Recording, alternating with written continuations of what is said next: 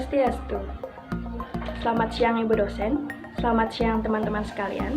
Pada kesempatan kali ini di perkuliahan Bisnis Internasional, kami dari kelompok 6 akan membawakan materi mengenai aliansi strategik internasional. Sebelum lanjut, perkenankan kami untuk memperkenalkan diri. Saya Koma Laksmi Arsisanti, NIM 1817051017. Di sini saya sebagai moderator dan sekaligus sebagai penyaji. Adapun materi yang kami bahas dalam bab 6 ini, yang pertama mengenai aliansi strategik, yang kedua mengenai keuntungan dari aliansi strategik, yang ketiga mengenai ruang lingkup aliansi strategik, yang keempat mengenai implementasi dari aliansi strategik, yang kelima adalah jenis aliansi strategik, dan yang keenam adalah hambatan dalam aliansi strategik. Untuk mengefisiensikan waktu, materi pertama dan kedua akan dijelaskan oleh saya sendiri. Materi pertama adalah aliansi strategik. Aliansi strategik adalah suatu hubungan formal antara dua atau lebih kelompok untuk mencapai satu tujuan yang disepakati bersama atau untuk memenuhi bisnis kritis tertentu yang dibutuhkan masing-masing individu secara independen. Aliansi strategi internasional ini erat kaitannya dengan perusahaan multinasional. Seperti yang kita ketahui, perusahaan multinasional adalah perusahaan yang bergerak di beberapa negara. Motivasi suatu perusahaan untuk menjalankan aliansi ini adalah untuk memecahkan masalah kegagalan pasar, memperkuat posisi persaingan, dan untuk menyerap knowledge atau pengetahuan dari luar atau dari partner. Menurut Mohaiwi Saputra, adapun alasan suatu perusahaan menggunakan aliansi internasional yaitu untuk yang pertama, perusahaan multinasional memiliki kinerja yang lebih baik daripada perusahaan yang hanya beroperasi secara domestik saja. Yang kedua, peluang-peluang untuk tumbuh melalui aliansi dalam negara asal perusahaan tersebut. Yang ketiga, adanya kebijakan dari pemerintah. Yang keempat adalah membantu suatu perusahaan untuk bertransformasi dalam kondisi lingkungan yang cepat berubah seperti saat ini. Itulah mengenai materi pertama.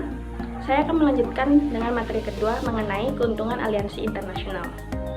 Keuntungan aliansi internasional yang pertama yaitu untuk meningkatkan keunggulan bersaing melalui akses sumber daya yang dimiliki oleh partner kita. Yang kedua, untuk memperoleh kecukupan sumber daya dan kompetensi yang sesuai agar organisasi dapat hidup dan berkelanjutan. Yang ketiga, memungkinkan partner untuk berkonsentrasi atau berfokus pada aktivitas yang terbaik yang sesuai dengan kapabilitasnya. Yang keempat, yaitu berbagi pengetahuan dan keahlian dengan partner di aliansi tersebut. Sekian yang dapat saya sampaikan mengenai materi pertama dan kedua. Untuk materi selanjutnya akan dijelaskan oleh rekan saya. Baik, perkenalkan nama saya Nigusti Ayunila Sucianiani, NIM 1817051105. Saya di sini akan menjelaskan materi mengenai ruang lingkup aliansi strategis. Nah, jadi sebelum korporasi memutuskan untuk melakukan aliansi strategis dengan rekanan, secara internal, korporasi harus mempersiapkan beberapa hal agar aliansi yang dijalankan dapat berjalan dengan baik dan sukses. Untuk mengelola aliansi, perlu mempertimbangkan beberapa hal. Yang pertama yaitu, korporasi terlebih dahulu harus menentukan outcome apa yang diharapkan melalui hubungan aliansi strategis. Kemudian, elemen-elemen apa yang perlu dipersiapkan oleh masing-masing pihak dan keuntungan yang akan diperoleh. Yang kedua yaitu, korporasi harus melakukan proteksi atas hak kekayaan intelektual melalui kesepakatan dan perjanjian yang legal. Kemudian yang ketiga, korporasi harus menentukan layanan atau produk apa yang akan dijalankan.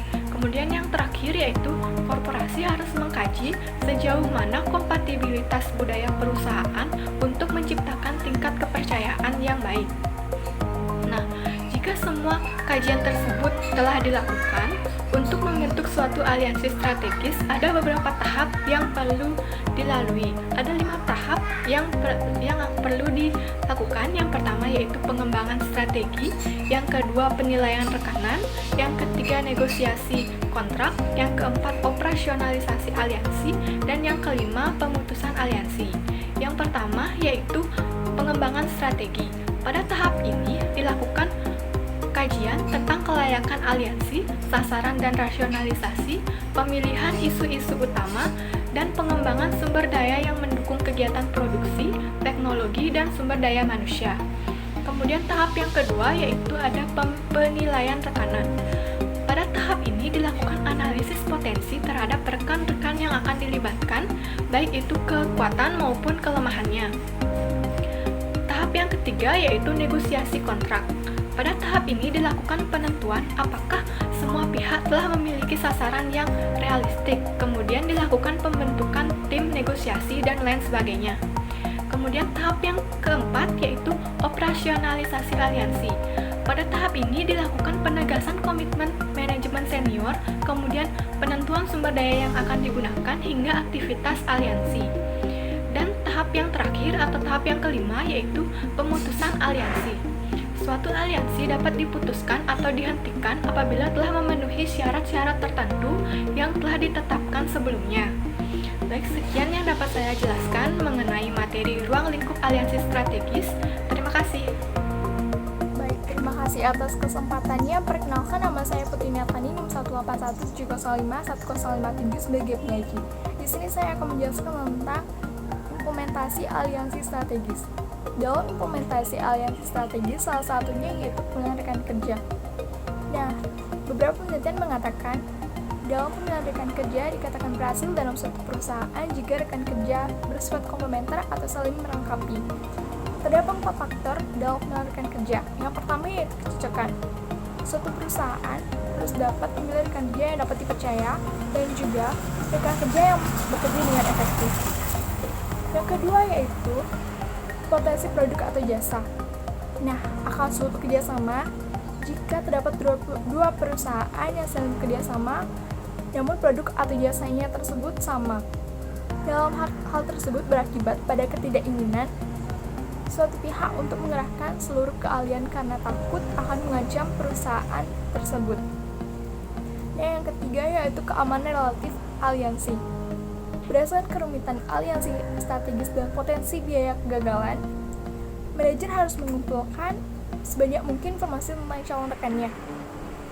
Sebagai contoh, manajer harus mencari tahu kesuksesan atau kegagalan aliansi strategis yang dijalankan sebelumnya. Nah, yang terakhir yaitu potensi pembelajaran aliansi.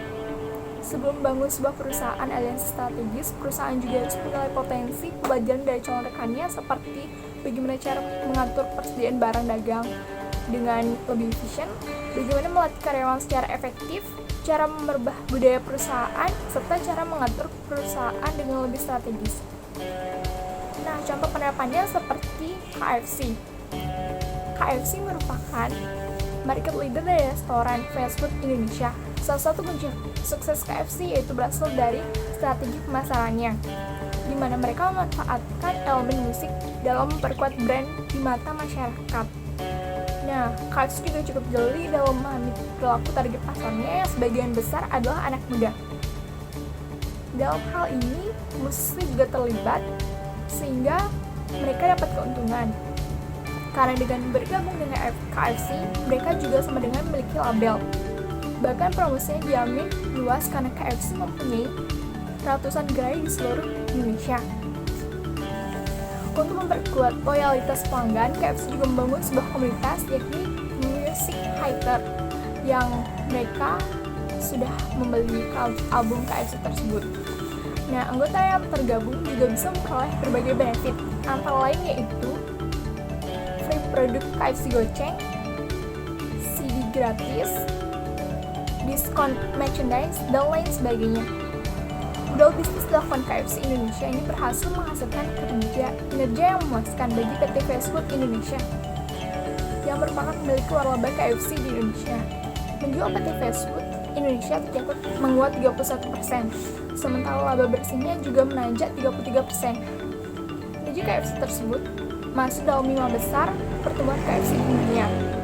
Nah, status tersebut kabarnya mendapat respon positif dari Yum Brands International di Amerika Serikat dan bakal segera diterapkan di KFC internasional lainnya. Adapun keuntungan penggunaan aliansi strategis antara lain yang pertama, memungkinkan partner untuk dapat berkonsentrasi pada aktivitas terbaik yang sesuai dengan kapabilitasnya. Yang kedua yaitu pembelajaran dari partner dan pengembangan kompetensi yang mungkin untuk memperluas akses pasar. Yang ketiga yaitu memperoleh kecukupan sumber daya dan kompetensi yang sesuai agar organisasi dapat hidup. Nah, dalam penggunaan aliansi strategis, pada umumnya digunakan perusahaan untuk yang pertama yaitu mengurangi biaya melalui skala ekonomi atau peningkatan pengetahuan, yang kedua meningkatkan akses pada teknologi baru, yang ketiga melakukan perbaikan posisi terhadap pesaing, yang keempat memasuki pasar baru, yang kelima mengurangi waktu siklus produk, yang keenam memperbaiki usaha-usaha riset dan pengembangan, dan yang terakhir yaitu memperbaiki kualitas. Sekian dari presentasi saya ucapkan terima kasih.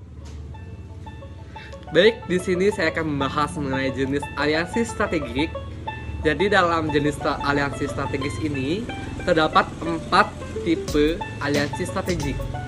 Di antaranya yang pertama itu ada joint venture, di mana joint venture ini adalah aliansi strategis di mana terdapat 2 atau lebih perusahaan yang independen dan legal untuk saling berbagi sumber daya dan kapabilitas untuk mengembangkan keunggulan dalam bersaing. Yang kedua itu ada equity strategic alliance yang merupakan aliansi strategis di mana 2 atau lebih perusahaan memiliki presentasi kepemilikan yang dapat berbeda dalam suatu perusahaan yang dibentuk bersama namun mengkombinasikan semua sumber daya dan kapabilitas itu untuk mengembangkan keunggulan dalam bersaing. Yang ketiga itu ada non-equity strategic alliance yang merupakan aliansi strategik di mana 2 atau lebih perusahaan memiliki hubungan kontraktual untuk menggunakan sebagian sumber daya dan kapabilitasnya yang unik untuk mengembangkan keunggulan dalam bersaing. Dan yang terakhir itu ada Global Strategic Alliance, di mana Global Strategic Alliance ini merupakan kerjasama secara partnership antara 2 atau lebih perusahaan lintas negara dan lintas industri. Dan terkadang aliansi ini dibentuk antara korporasi atau beberapa korporasi dengan pemerintah asing. Baik, sekian pembahasan mengenai jenis aliansi strategis. Saya Lulu Toibah di 1183. Di sini saya sebagai penyaji. Di sini saya akan mempresentasikan tentang hambatan aliansi strategis internasional. Aliansi strategik merupakan sarana bagi perusahaan untuk menginternalisasi kompetensi atau transfer knowledge dari perusahaan partner. Transfer knowledge tergantung pada bagaimana mudahnya knowledge dapat dipindahkan, diinterpretasikan, dan diserap. Dalam proses ini, Hegland dan Zender menekankan perlunya pertimbangan dampak yang lebih tajam terhadap knowledge, khususnya ambiguitas, yaitu perlawanan terhadap komunikasi yang jelas, keberadaan di dalam konteks yang bersifat khusus. Reed dan Philippi menjelaskan bahwa ada rintangan atau kendala yang kuat untuk memulai peniruan dari ketidakmampuan pesaing untuk memahami kompetensi yang merupakan sumber keunggulan bersaing. Selanjutnya juga dijelaskan bahwa ada beberapa faktor multilevel yang menentukan tingkat ambiguitas transfer knowledge pada aliansi strategi. Faktor-faktor tersebut yaitu tacitness. Reed dan Philippi mendefinisikan tacitness sebagai akumulasi yang tidak dapat dikodifikasi dan implisit pada keahlian. Tacitness sebagai sumber konflik dalam aliansi adalah suatu manifestasi pada sulitnya dalam pembelajaran. Yang kedua yaitu kekhususan aset. Kekhususan aset meliputi aset yang bersifat khusus pada biaya transaksi. Dodson menekankan pentingnya untuk membangun kepercayaan antara partner dengan level yang tinggi untuk hubungan antar perusahaan yang efektif. Yang ketiga yaitu kompleksitas. Kompleksitas meliputi jumlah teknologi yang saling tergantung, merupakan hal yang rutinitas bersifat individu dalam keterlibatan sumber daya terhadap aset atau knowledge khusus. Dan yang terakhir yaitu perbedaan budaya organisasi. Perbedaan budaya partner antara lain meliputi perbedaan dalam budaya organisasional, Perbedaan budaya organisasional menunjukkan tingkat ketidaksamaan antara praktik bisnis partner, warisan institusional, dan budaya organisasional. Sekian yang dapat saya paparkan. Terima kasih. Baiklah, tadi penjelasan dari kelompok 6 mengenai materi aliansi strategi internasional. Di sini saya selaku perwakilan dari kelompok 6. Mohon maaf apabila ada salah kata ataupun ada suara yang sedikit mengganggu, mohon dimaklumi. Saya mengucapkan terima kasih atas perhatiannya, dan untuk menutup video ini saya haturkan parame Santi. Om Santi, Santi, Santi, Om.